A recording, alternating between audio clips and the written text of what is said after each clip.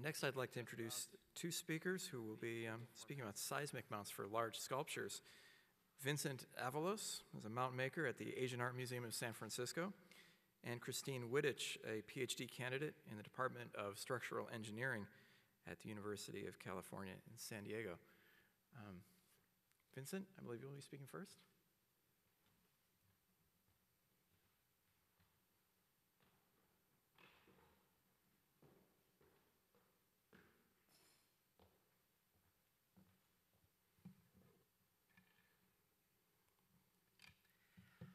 Hello, everyone, and I want to thank Dante Rodriguez and everyone at the Cleveland Art Museum for letting me talk about this kind of funny subject today.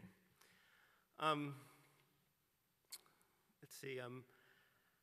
Earthquakes in harmony with buildings are not a good thing, and earthquakes in harmony with buildings in harmony with sculpture are pretty bad.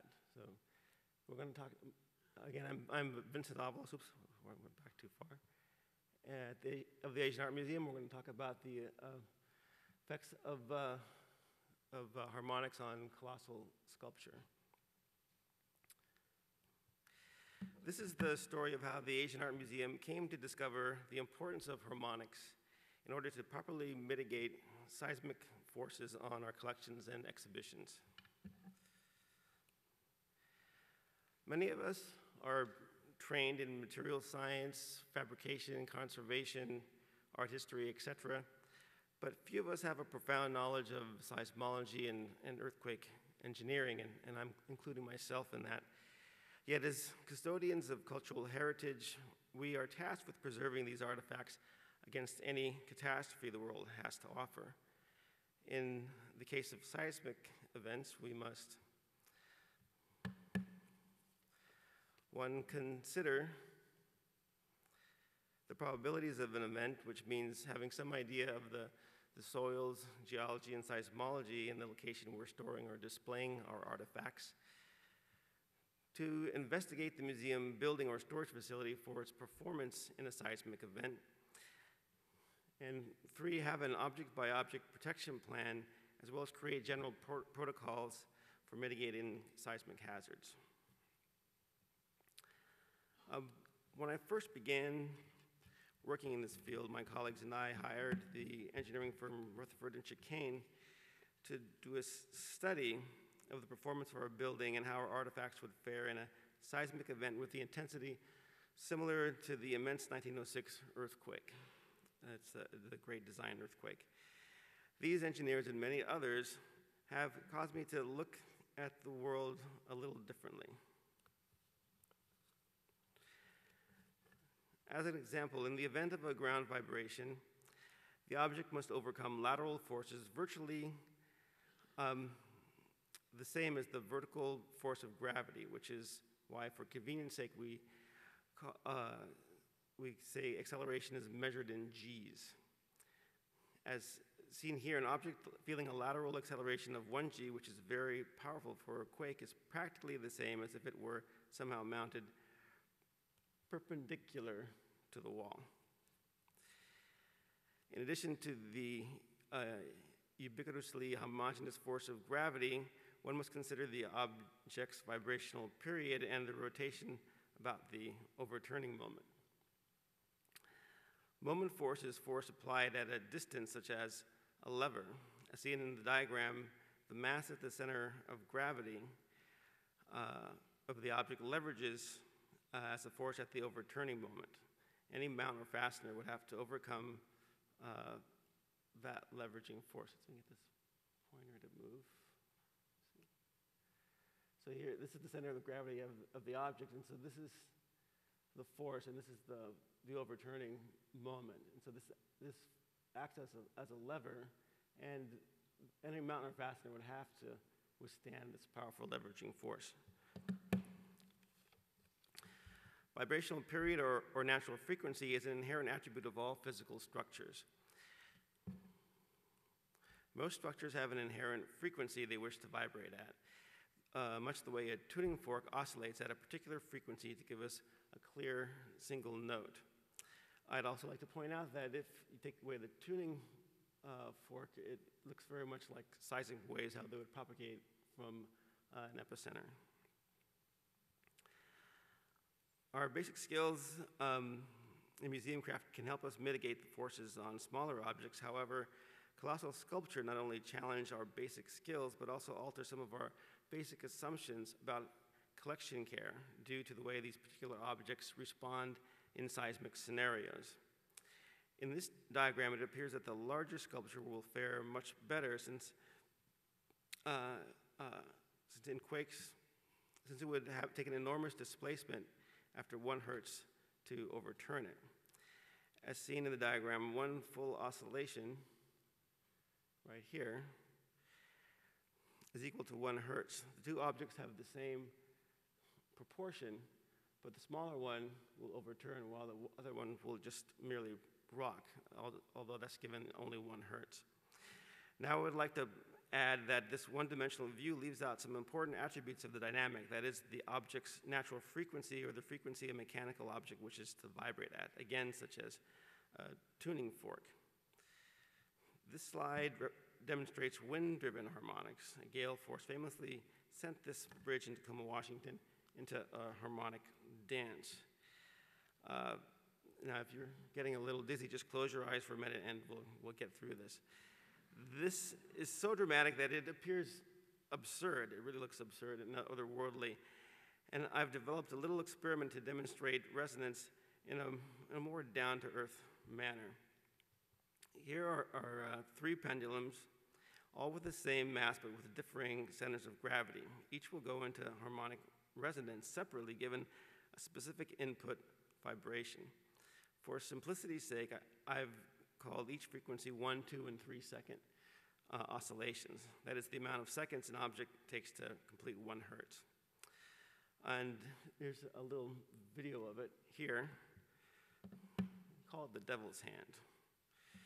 As evidenced in the experiment, when the input vibration drives the pendulums at their natural frequencies, their motions are amplified logarithmically. Each pulse multiplies the force on the pendulums, and if I continue to drive the weights, they would swing so wildly that they'd slam into the floor and distort and break. Let's see, let's let the 3rd one go.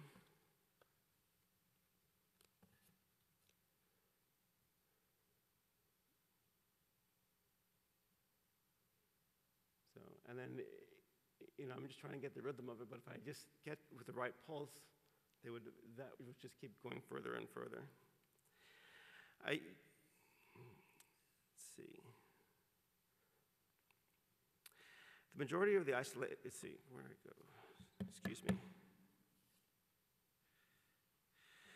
See, now it was determined by the Rutherford and Chicane study that in order to give the amount of protection our collection required, it was important that we base isolate our building. This was done under the guidance of Paul Rodler of Forel Elsesser. Our building makes use of combinations of technologies in order to tune it to its unique characteristics. The majority of the isolators are elastomeric with damping lead core, as seen here. Since, so let me just go through it really quick. So here's the typical isolator. There's an upper steel top plate that attaches to the building, to the top of the building. Lower plate that attaches to the foundation footing. And there's a damping lead core and a rubber cover that covers these rubber pads. And there's also steel plates between each of those layers. And then, as you can see here, the ground underneath will move, where the top slide, it'll stay in place.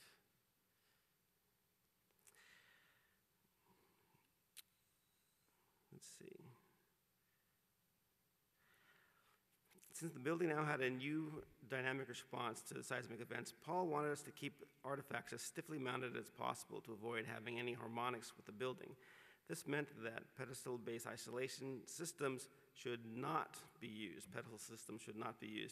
as they have similar frequencies to the new frequency of the building, whose new period was 2.4 seconds. Originally, it was less than a second. And this would introduce a new dangerous harmonic effect. If I don't really have a slide to show this, but let me go back once. So if you can imagine the Earth shaking about a little less than a second. And so if we didn't have the building base isolated, the whole building would be shaking like this. So with the building base isolated, what will actually happen was there still would be a period to the building. The building would still go 2.4 seconds. That's 1001, 1002 and a half. If we have a base isolated sculpture on the top, that 2 seconds start to move, and the sculptures they'd go into resonance with each other, and then that would be the end of that system.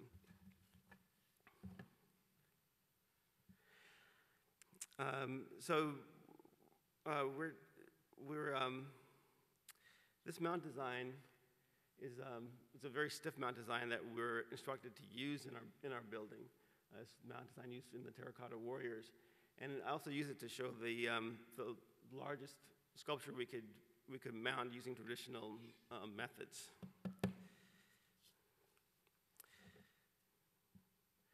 See, in any case, when I realized that a spectrum of vibrations would be filtered out by our building space isolators, I began to wonder about sculpture that would be large enough to come into resonance with the new period of the building. Our Afghanistan exhibition in particular gave me great pause.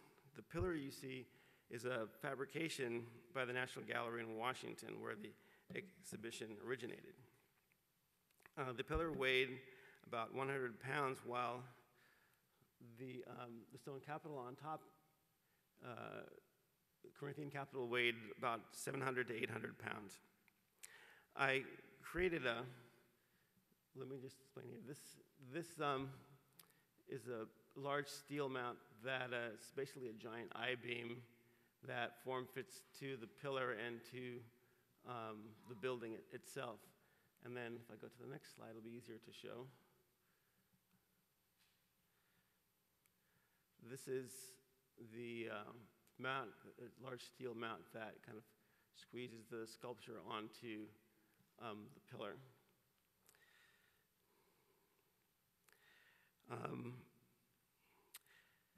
So this problem caused me to start thinking more deeply about resonance and its effects.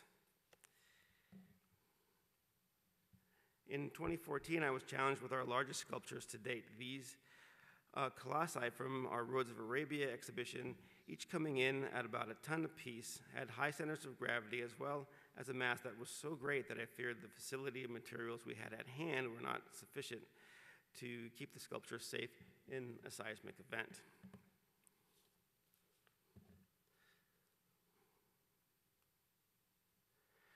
So let me just go back one, see if you can see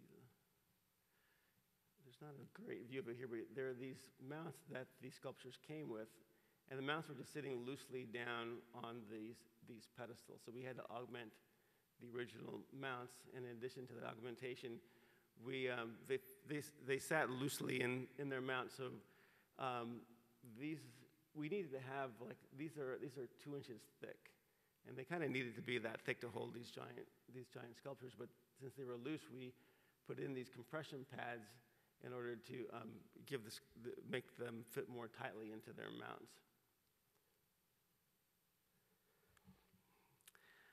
These mounting difficulties, coupled with the unknowns of its period in relation to the buildings and the fact that we had little time to make a colossal seismic mount, caused me great consternation.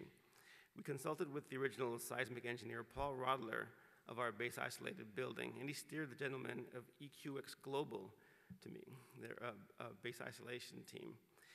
Because of this novel situation, and also because of the uniqueness and elegance of EQX Global system, Paul Rodler felt that it was necessary to make an exception to his initial recommendation of eliminating base-isolated individual pedestals.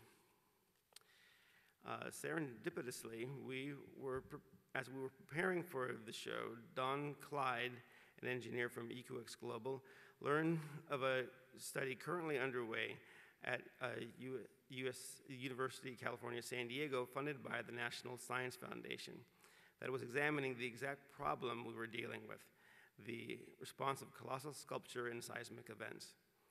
We, and thankfully Tara Hutchinson of UCSD, felt it was advantageous for us to be involved with the study, which also gave us a chance to further test the system. The study, conducted by our friend doctoral student Christine Wittich, confirmed our fears and substantiated the use of this particular base isolation system.